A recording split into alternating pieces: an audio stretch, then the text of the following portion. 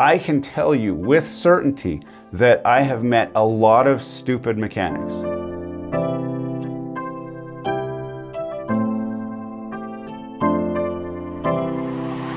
Hey guys!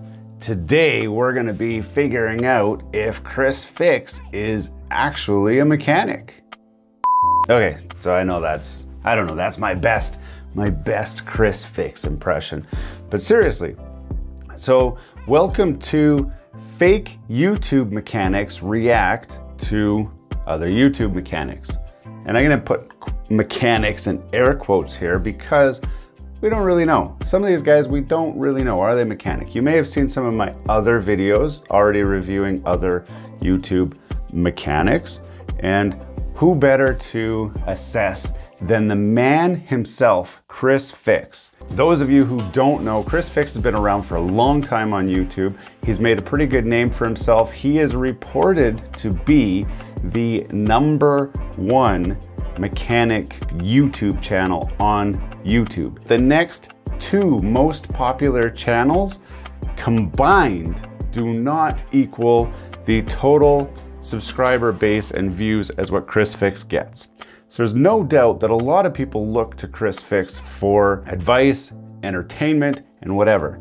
Today, what I want to do is watch one of his very first videos. He's talking about the top 10 mistakes that car owners make. I'm going to watch these mistakes and tell you what my thoughts are on these. I've watched like the first two just to feel like if this is the right video or not. I feel like it is the right video to review. And through the process of this video, we're gonna look at, are the mistakes that he's claiming, are they legit mistakes? And then through this, can we figure out, is Chris Fix really a mechanic? Those of you who don't know, there is no credential check for YouTube mechanics. There's nothing. A guy can put videos on YouTube and say he's a mechanic and nobody would know. Now the community would challenge certain things that you do to say a real mechanic wouldn't do that, or a real mechanic would do that, or whatever. And then there's clues to if the guy is truly a mechanic. The irony of all of this is I am not a mechanic. I play one on YouTube. So you may have seen my videos, which are DIYs, how to fix this, how to fix that. Also my technology videos, how to do this and understand that and whatever. So hopefully you know that I know a little bit about certain things, and the mechanic space I do know a decent amount about. But who better to spot a fake than a fake? That's my pitch to you and why you're gonna keep watching this video. So I've gone on long enough. Without further ado, let's watch this video. We're gonna dive right into it. So this is the top 10 mistakes that car owners make. About the top 10 mistakes people make with their car. Mistake number 1. I see people do this all the time. They get in their car, they start it up, and they drive right away. That's not good for the engine. You need to give the engine at least 10-15 seconds to get the oil to the critical components and let the RPMs drop down. Older cars you should give even more time, and in cold weather, you might want to give your car 20-30 seconds to start up, especially when it's below freezing. The oil's really thick. What you should do is get in the car, start it up, give it 10-15 seconds, put your seatbelt on and stuff, and then drive. The second. Now I know none of you are doing what he showed as the right way to do this. He is correct. The reason for that is because the oil is all sitting at the bottom of the engine and it's drained out of everywhere. Starting it up allows the engine to have the least amount of load on it while the oil pump picks up the oil, squirts it all over into the parts of the engine where it needs oil, and then you can drive away once you've got that lubrication going. Now,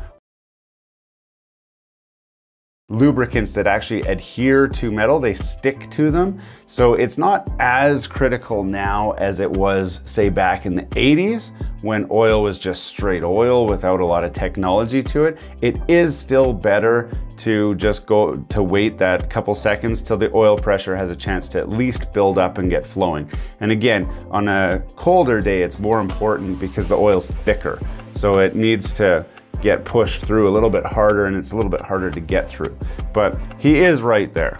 The mistake I see people make is they start their car, they drive away, and they rev it up, or they push the car hard before it warms up. You should always wait till your engine gets to operating temperature before you push the car hard, or rev it, or accelerate quickly. Obviously, if it's an emergency situation, you gotta do what you gotta do, but never beat on a cold engine. The third mistake. So that's also true to a point. Again, that ties into the first one, which is wait till the oil pressure is built up, wait till the engine's at operating temperature, wait until the oil has a chance to really start flowing. So they're kind of two together. It's never a good idea to beat on an engine. You shouldn't be driving like you stole it all the time. You should allow it to just have nice, relaxful time. There's other engines that do need to be pushed hard sometimes just to get the extra flow through. But that's not your typical Toyota Camry or Honda Civic or whatever. They're not race cars, they're not designed to be. Is putting premium in a car that only needs regular. You're not helping your car. There's no performance benefit, there's no better fuel economy, nothing. All octane is the measure of how hard it is for the gasoline to explode. You can see my truck, it says right in the owner's manual, regular gasoline, putting premium won't help. You can see on my Corvette, it says premium recommended, so you could put premium, but you could also put regular, because it's not required. Mistake number 4.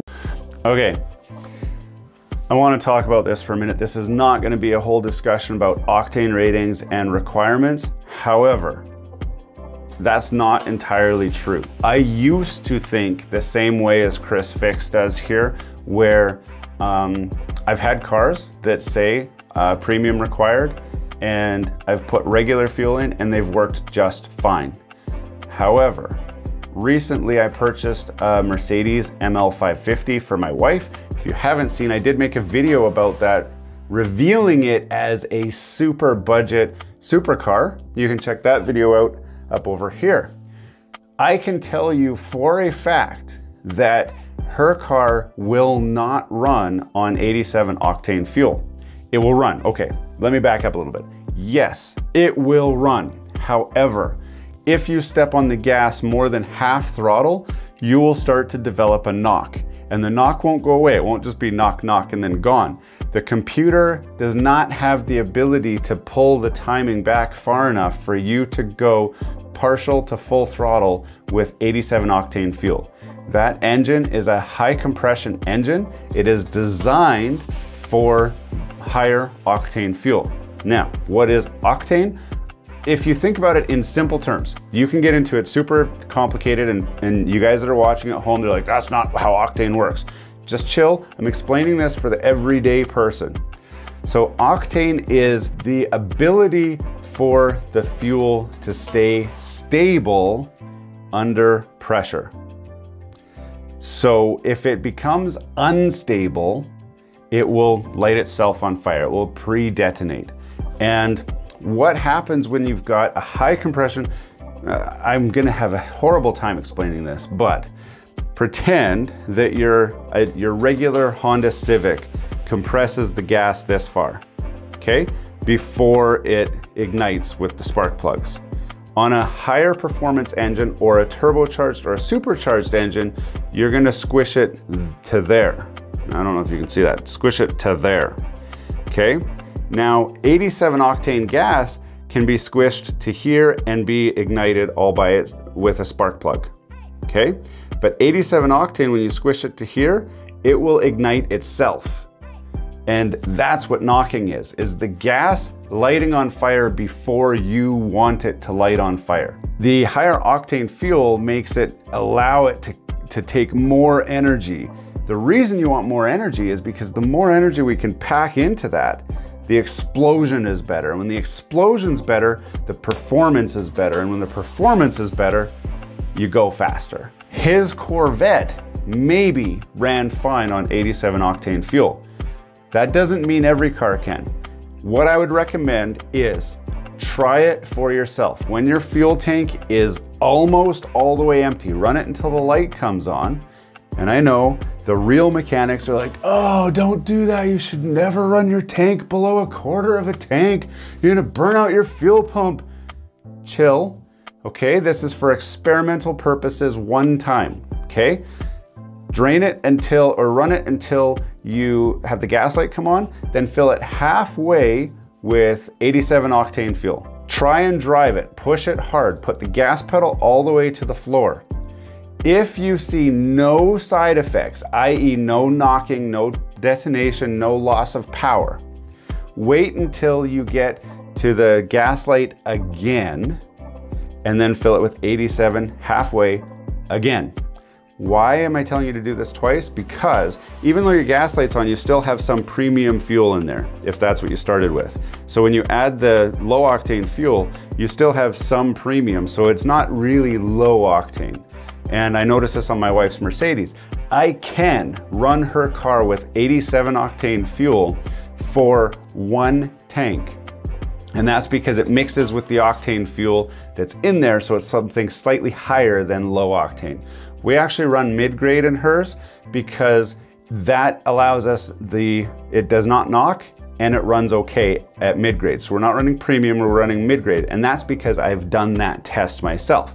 So if you have a high performance vehicle or you have a car that says premium only, try low grade and see if you get knock. If you do, then go to mid-grade and see if you get knock. Chances are mid-grade is good enough, unless you're running crazy high boost on an aftermarket, totally modded out car, then you might have to run something a little bit higher octane. But that's my recommendation. If in your experiment you run the low octane and you start getting knock, you have two choices. Because we only filled it halfway, just go to the fuel pump, fill it with premium, you'll be okay. If you filled it all the way and you don't have any room, go to the store, get a bottle of octane booster, dump that in, shake the car around a little bit, and it should solve your problem. But as soon as you get to about a half a tank, then you will want to still fill up with premium just to get a better mix of the fuel. But I would say that's not true. 4. Changing your oil every 3,000 miles. Today's oils are way better than they were back then, so that old 3,000 mile oil change is a thing of the past. Today's oils could last 5,000, 7,500, and even synthetics, they could last up to 15,000 miles. For my truck, I do 7,500. So again, this ties right back to the first one, the oils. The oils are getting better, and so they last longer, they stay cleaner longer. In this case, yes, he's right. The oils are better and you can go a lot longer. Mistake number 5. People don't inspect their car often enough. It's important that you inspect your car because you're driving every day. You can't just take it for granted that your tires aren't flat, that your oil's correct, that you have enough coolant, that you have enough windshield wiper fluid. What you should do is when you're in a parking lot, instead of going right to your car, go take a walk around it real quick. Check all 4 tires. Turn your lights on, turn your flashers on, make sure your blinkers are working, make sure your headlights are working, make sure your taillights are working. It's a quick thing. It might prevent you from getting a ticket and it could save your life. So yes, again, he is right. You should inspect your car. Let's be real here. Nobody's checking their car. So maybe not before every time that you go out, but maybe at least once a month, have a look over your car. Do not wait until your check oil level light comes on or just that little oil light coming on. No, it is not a genie in a bottle. You don't get to make 3 wishes if you rub that lamp when it turns on. That's bad to wait that long. Especially on an older vehicle, you are likely to go through oil and other fluids, and it's worthwhile to inspect and check for those fluids frequently. Not daily, but at least monthly. Number 6. People don't check their tire pressure. You want to make sure you don't overinflate and you want to make sure you don't underinflate. The recommended tire pressure for your car is located on the inside door jamb of the driver's side. You can see here, my truck recommends 30 psi. Make sure you check your tire pressure when the temperature changes 10 degrees or more. Mistake number 7. Yes to the tire pressure. Actually, I'd say that's actually very important that you should do, especially when you get a new car or new tires. So you have no idea how well those tires are holding air. I would say fill them with air, check them a couple days later, check them a week later, check them another week later. If it's the same pressure every time, then you're fine. You don't need to check them for a while. If the pressure is lowering, then of course you would need to fill it back up and then have that tire checked to figure out why you have a leak. Interesting story with that, my son had a tire that had a slow leak and I told him, you need to check this weekly because the slow leak will eventually drain out. He didn't listen, and it was the middle of winter. He was driving on a completely flat tire. Because it was winter and there's snow all on the roads, the car's gonna be moving all over the road anyway, so you're not gonna notice that your tire's flat, not until somebody pulls up beside you, like, hey man, your tire's flat. But if nobody drives beside you, they won't be able to tell you your tire's flat. So in his case, he actually ended up shredding the tire completely. It's minus 40 out, he's a kid, so he's too cool for a jacket, so he's walking around with a t-shirt on in minus 40, and he's lucky he didn't get frostbite or something, but he was able to call me, and then I came and showed him how to change a flat tire in -40. And to this day, he actually still has that rim, which still leaks, and I know he's not checking it. It just is sealing a little bit better, so he's got like 20 PSI in it. But don't be like my son. Do what Chris Fix says, check your tire pressure. And people don't look at their tires enough. It's important to look to see how much tread depth you have left. You can see here I'm using a 1.25 penny. The top of Abe Lincoln's head is 2/32 of tread left, and the top of George Washington's head is 4/32. 2/32 is the legal limit. You don't want to be anywhere below that, and it's dangerous if you are. The other thing, 2/32 is the legal limit. Chris Fix is a smart man. What is the legal limit? What does the legal limit mean? Being below the legal limit, 2/32 of tread depth, means you are driving on bald tires. If you were in a car accident and your tread depth was lower than 2/32, you could be pinned with an at-fault accident even though it wasn't your fault. If you didn't stop fast enough, you run over a kid, you smash into somebody, whatever, they will pin that on you because your tires are bald. Now, most people see a 2/32 tread depth and they tell you, they'll say, yep, there's still 40% tread left. No, they're bald. So it's very good idea to learn what a bald tire looks like, a legally bald tire. You can use these for off-road use still if you want to go out mud bogging, drag racing, whatever. But if you're on the road, public safety is at risk if you're running lower than 2/32. You might also want to do some research on what wear bars are, because a lot of cars, most tires, have what's known as a wear bar, which means if it's flat with the tread, they're bald. You can spot wear bars once you know what you're looking for. I'm not going to explain it here, but search that, Google wear bar, 2/32. you want to look for is you want to look for any cracks, any slashes, any gouges into the tire. And the final thing is you want to look at the wear on the tire. You can see here on the inside of my tire. So there you can actually see this right here. That's the wear bar on this tire. Now over here, because he's got, if this is his front tire, he's got alignment issues. If it's his back tire, then it used to be on his front tire and he's got alignment issues. But this is what a past worn wear bar looks like. See how it's smooth with the rest of the tread?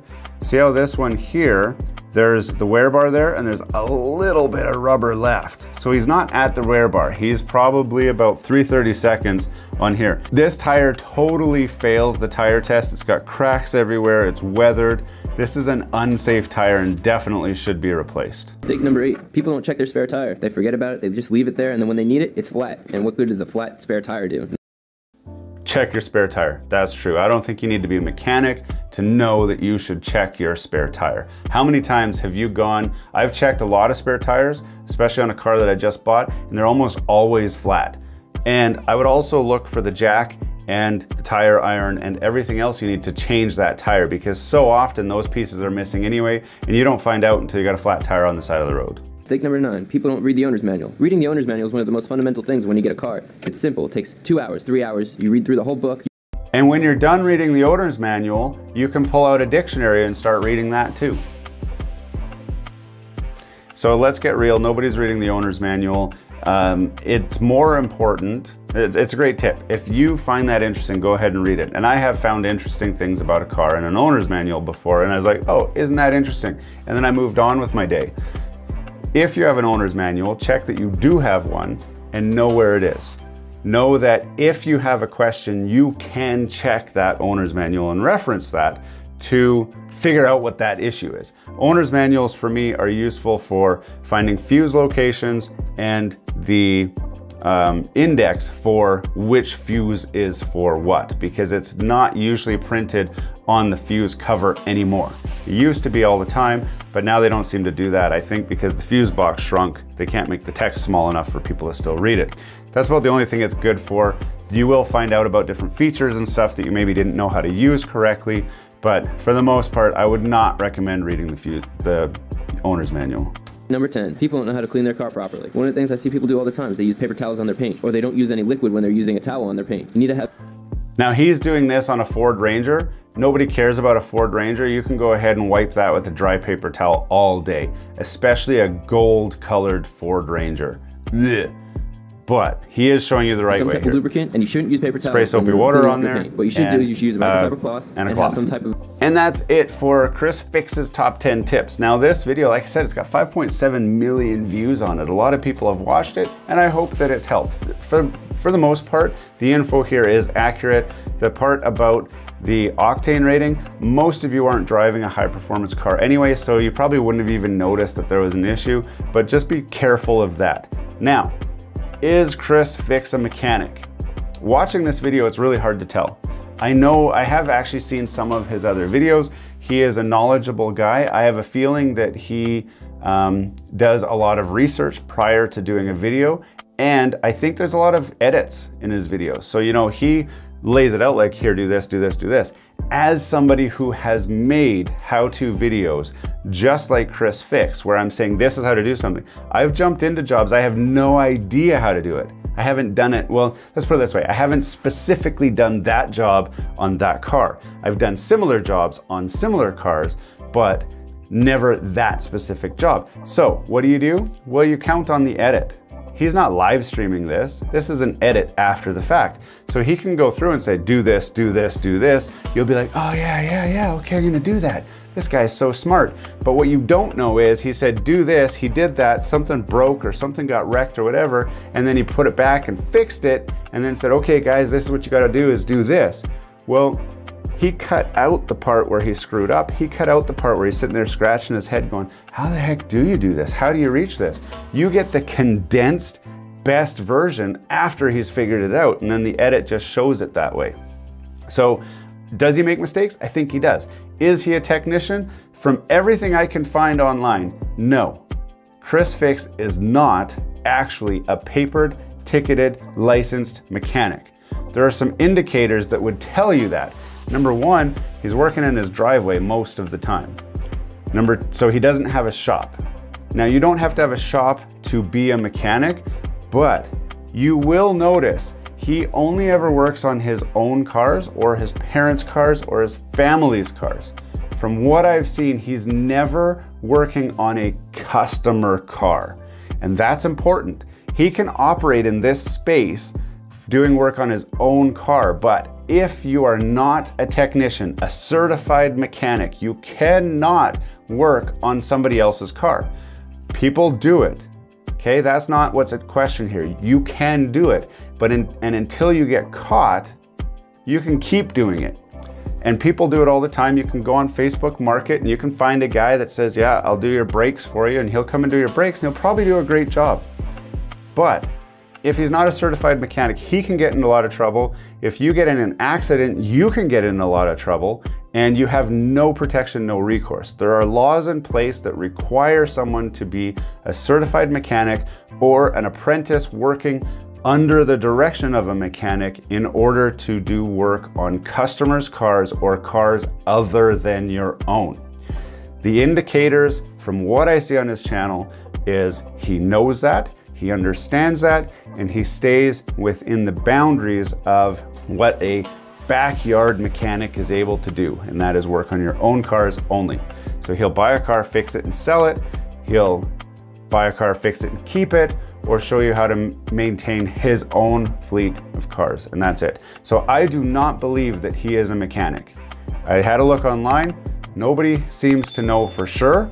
The thing that I know is he has never produced paperwork to say, I am a mechanic, and I don't know if he's ever claimed to be. If I look at his About Me description on the Chris Fix YouTube page, he doesn't make any claims to being a mechanic anywhere on there.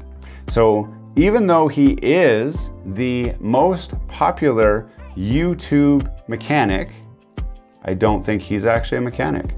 So fake YouTube mechanic, me, responds to another fake YouTube mechanic.